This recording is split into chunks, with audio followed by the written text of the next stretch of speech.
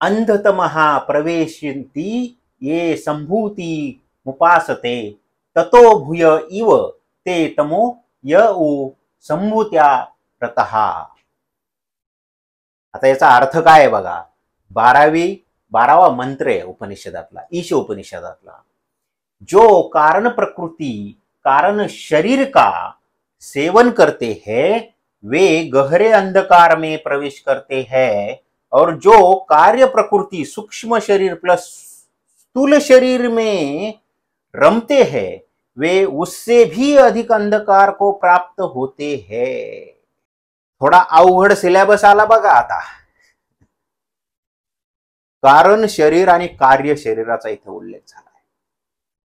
जोपर्यंत आता त्यांनी काय सांगितलंय, जो कारण शरीर में रमते हैं किंवा जे कार्य स्थूल आणि सूक्ष्म शरीर मध्ये रमतात ते गहरे अंधकारात जातात।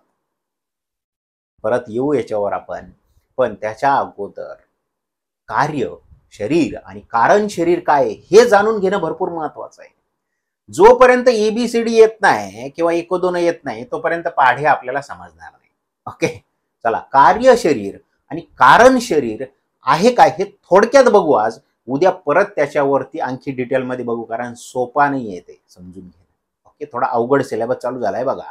चला, हा महत्वाचा प्रश्न आहे आता, कारण शरीर म्हणजे काय आणि कार्य शरीर म्हणजे काय। ऍक्च्युअली आपल्या अध्यात्मामध्ये 3 शरीरांचा उल्लेख आहे।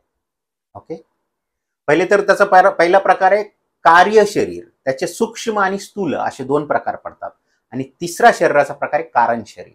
ओके, स्थूल सूक्ष्म आणि कारण हे 3 शरीर आहेत, लक्षात ठेवा। ते काय थोडंसं लक्षात घेऊ आपण। कारण शरीर योग वेदांत आणि भारतीय तत्वज्ञानात वापरला जाणारा एक महत्वपूर्ण संकल्पना आहे। कारण शरीर हे आपल्यातील सूक्ष्म शरीरांपैकी एक आहे।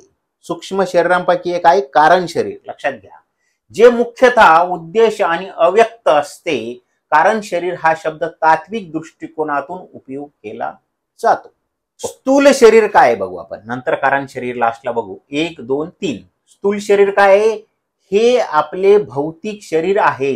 भौतिक शरीर जे आहे ते हे जे स्पर्श चव वास आणि श्रवण यांच्याद्वारे अनुभवले जाते। भौतिक जग कायम बोलतो मी, तेच हे स्थूल शरीर। दुसरं सूक्ष्म शरीर जे मन बुद्धी अहंकार आणि प्राणांमधून बनले जाते, ज्याला आपण टच करू शकत नाही, हे टँजिबल झालं, स्पर्श करता येणार। आणि हे काय, मन बुद्धी अहंकार आणि प्राणांमधून बनलेलं, हे काय झालं, सूक्ष्म शरीर। आणि कारण शरीर आहे बघा तिसरं। कारण शरीर काय आहे, हे आत्म्याचे सर्वात सूक्ष्म आणि सर्वात अंतरंग शरीर आहे।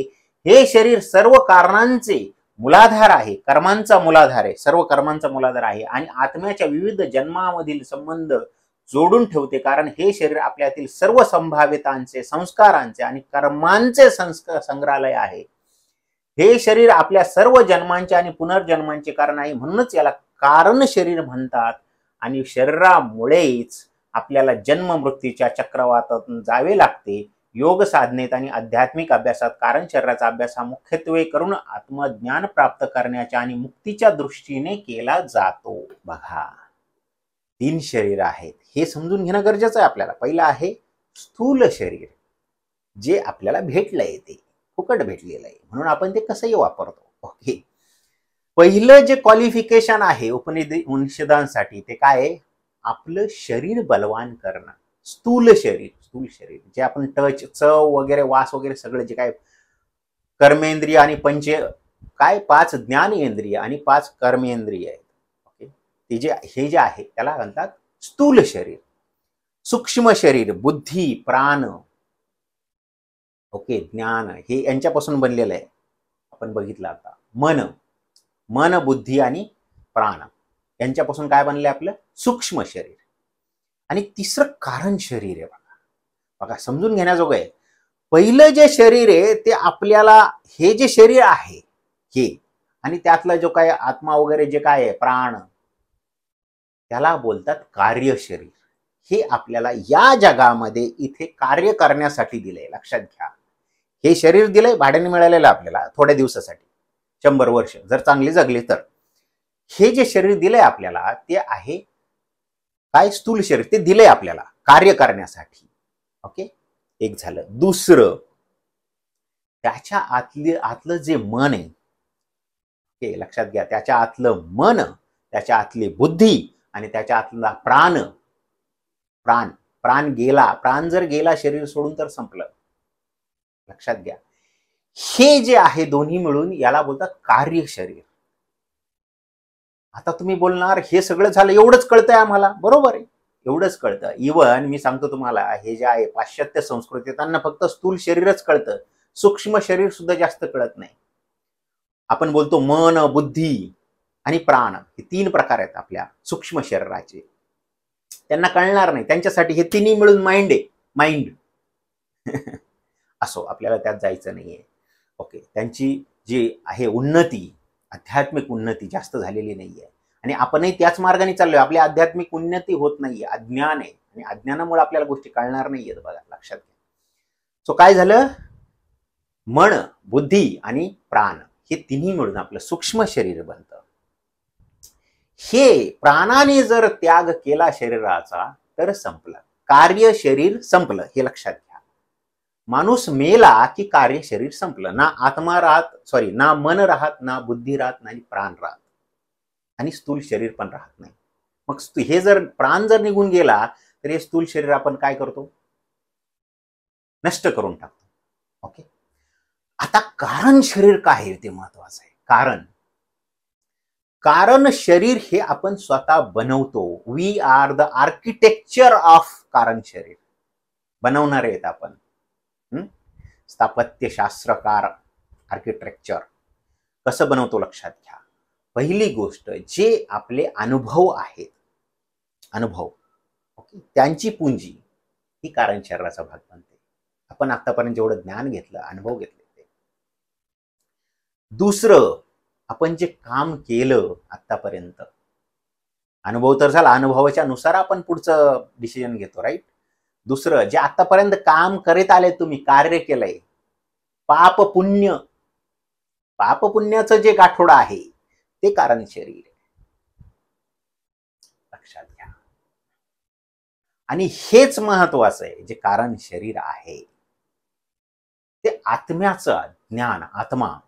आत्मा इटर्नल आहे. बघा, सगळ्यात महत्वाचं काय सांगितलं, आत्मा इटर्नल आहे. तो मरत नाही कधी. तो एका शरीरातून, एका योनीतून दुसऱ्या योनीत जातो. मग तो आत्मा, त्याच्या बरोबर जे मिळालेली पुंजी आहे, बॅगेज बोलतो आपण त्याला, काय मिळाली, तुमचे कर्म, तुमची, इवन तुम्हाला सांगतो, तुमची जी आध्यात्मिक जी प्रगती होते ना, समजा या जन्मात तुमची आध्यात्मिक प्रगती या लेवल आली, आपण 1 to 10च्या स्केलवर, समजा 5 वर आहे तुमची. पहिली लक्षात घ्या, महत्वाचा कन्सेप्ट आहे, 5 वर आहे तुमची आध्यात्मिक प्रगती ती, आणि तुमचा आणि कार्य, तुम्ही केलेले कार्य, हे बघा, या सगळ्यांची गोळाबेरीज आहे. लक्षात घ्या. तुमचा जो पुढचा जन्म आहे, किंवा या जन्मात जरी म्हटलं, जरी पुढचं जे तुमचं भवितव्य आहे, भविष्य आहे, ते तुम्ही आज बनवता, ते कारण शरीर आहे. त्याचं कारण बनता. कुठल्याही गोष्टीला कारण आहे.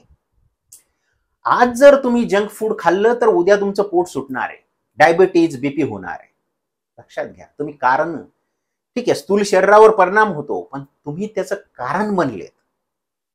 कर्म, सो कर्माची जे गोळाबेरीज आहे ते कारण शरीर आहे.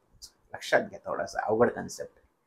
त्याच्यानंतर कर्माची गोळाबेरीज झाली, चांगले आणि वाईट कर्म, त्याच्यानुसार तुमचा पुढचा जन्म, पहिलं कारण, पुढचा जन्म ठरतो. किंवा या जन्मातही तुमचं पुढचं भवितव्य ठरतं. ज्यांना पुनर्जन्मावर विश्वास नाही त्यांनी लक्षात घ्या, पुढचं जे भवितव्य तुमच्या कार्य. बघा, कर्माचा नियम, कर्मफळाचा नियम कोणीही ना करू शकत नाही. आज जे कर्म केले उद्या त्याचा भोग भोगावे लागणार आहे. चांगले किंवा वाईट हे आजच्या कर्मावर ठरतं. आजचं कर्म चांगले असेल तर चांगले भोग, वाईट असेल तर वाईट भोग. हा महत्वाचा कन्सेप्ट आपल्या मुलांना सांगणं गरजेचं आहे. लक्षात घ्या.